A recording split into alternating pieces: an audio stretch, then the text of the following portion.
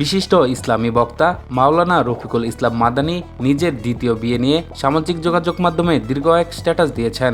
বুধবার সকালে নিজের ভেরিফাইড ফেসবুক পেজে দেওয়া একটি পোস্টে উল্লেখ করেন, আল্লাহর ভয় এবং গুনাহ থেকে নিজেকে দূরে রাখতেই তিনি জীবনের এই কঠিন সিদ্ধান্ত নিয়েছেন।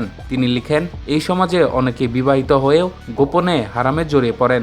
আমি সেই পথে পা বাড়াতে চাইনি। আমি চেয়েছি আল্লাহর বিধানের মধ্যে থেকে হালালকে আঁকড়ে ধরতে।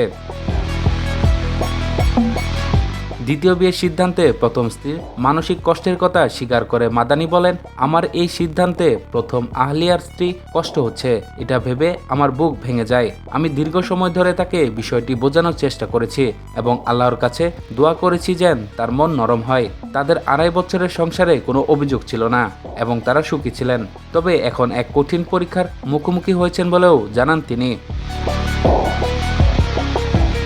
ইসলামী শরীয়ত অনুযায়ী একাধিক বিয়ের ক্ষেত্রে সমতা রক্ষা বা ইনসাফ করাকে সবচেয়ে বড় শর্ত হিসেবে উল্লেখ করেছেন এই বক্তা।